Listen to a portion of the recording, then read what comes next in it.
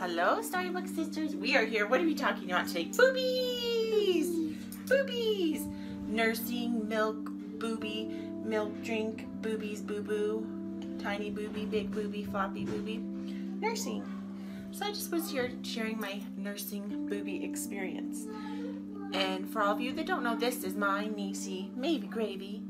And I have nursed her off and on since she was a little baby whenever her mommy can't and her mommy's not around.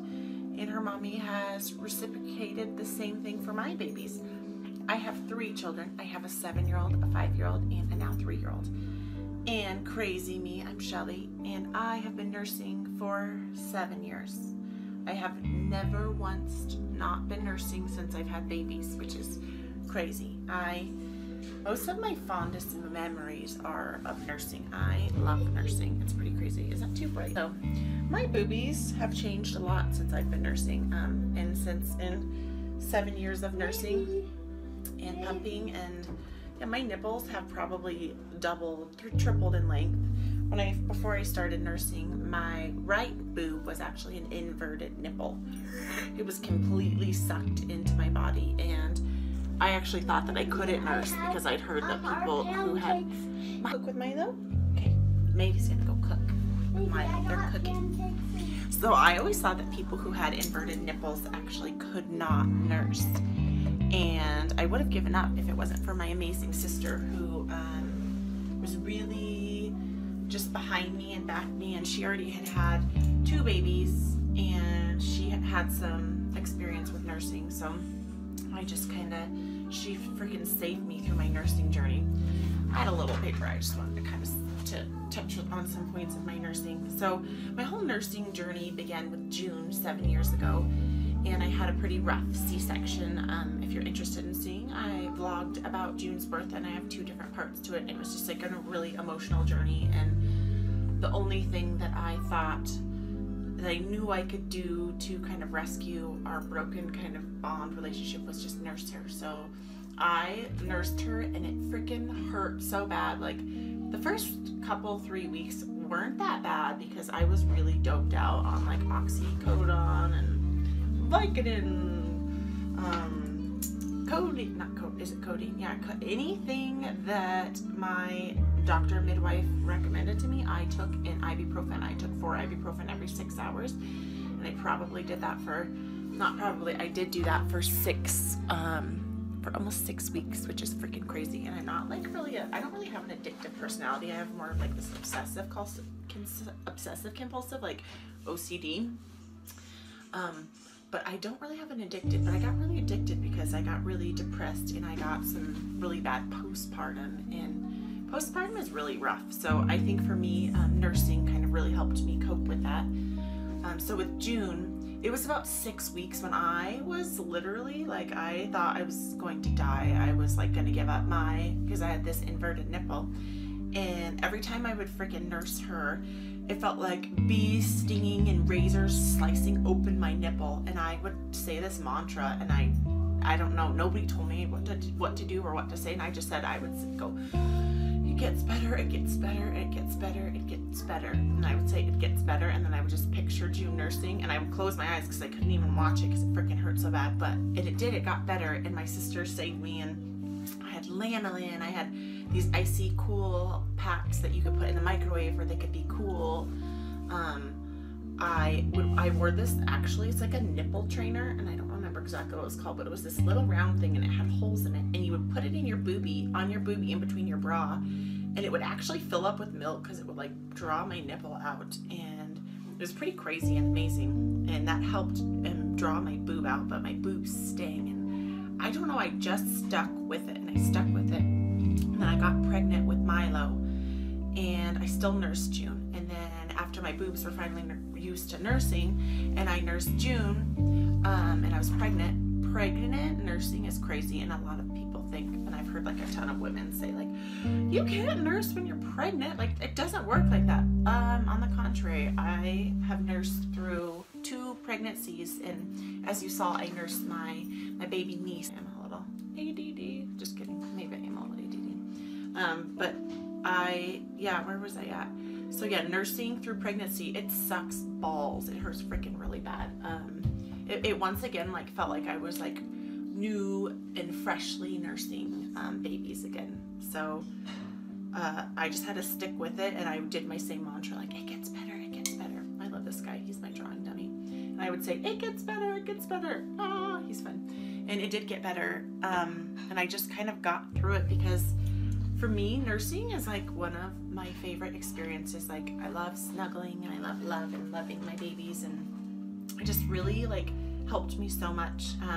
So I got pregnant with Milo, and I nursed June the whole time. It was so tricky because you have this huge belly, and I'm not kidding, when I'm pregnant, my belly is like out to here, huge belly, and you're trying to figure out how to nurse this baby. So if you ever nursed a baby or seen somebody side nurse a baby, I would side nurse, which is lay on your side and then flop a boob out and side nurse, and that pretty much saved my life, especially with June. She actually slept in bed with us until she was 13 months old, and I loved her sleeping in bed with us. And my husband actually slept on the couch pretty much that first year of June's life, because he was afraid he would roll over on her, and I didn't really care because I just wanted to snuggle my baby, and I just did, and I was like totally fine with that.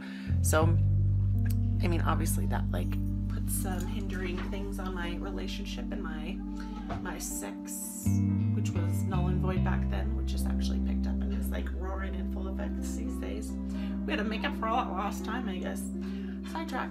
Okay, so then I got pregnant with Milo, and I had Milo, and then I tandem nursed, which if you don't know what that means, tandem nurse is when you double nurse. So I nursed June, and then I nursed my baby, my newborn baby. But my boobies are already like used to it. They were just like, I don't know, already nursing, and I didn't really struggle. Like, it was better actually having Milo and then nursing, because my boobs weren't as sensitive and they were just ready. And my boobs, I've always had just like B-cup boobies.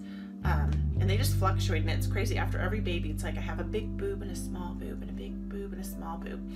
And so after I had Milo, June started acting like super crazy and aggressive, and I had to stop. I kind of cut her off because she would be crazy, and she would like climb up an elbow and punch him and kick him and get all aggressive, and I was just like, whoa, June, I think that you're a big girl. And she was about 2.5 when she stopped nursing, and I was like, I think you're good.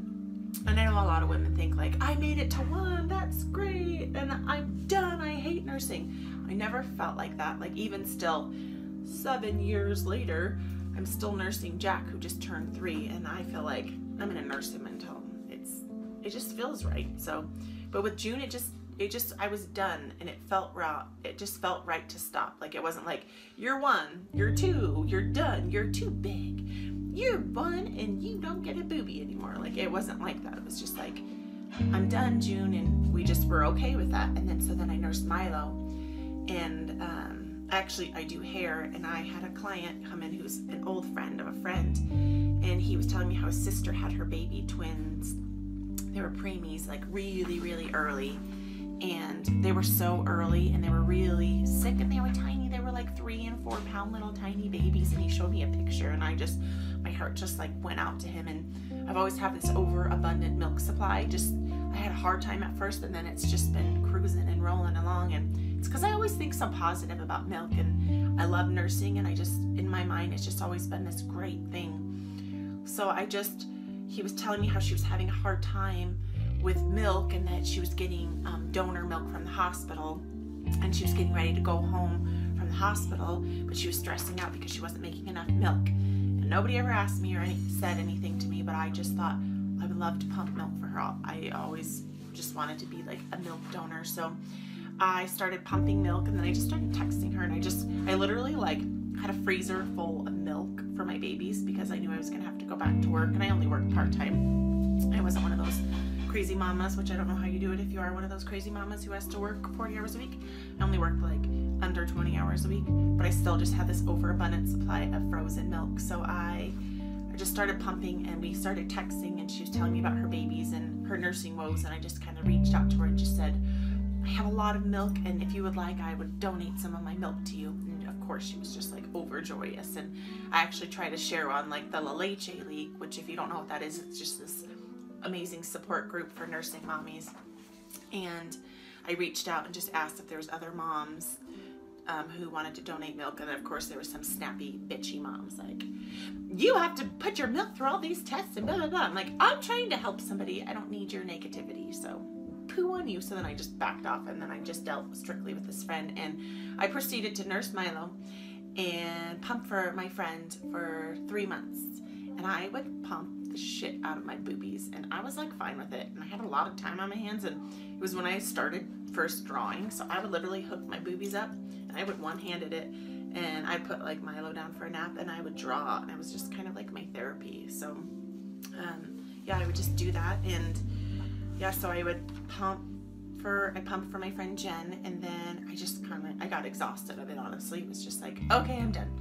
And then she was, I don't know, I was just feeling like her baby's getting bigger, and she was working everything out, and I just felt like, okay, that's all. We're done. And I was done with that. And then so then I still nursed Milo, but then my milk dried up in this little boobie.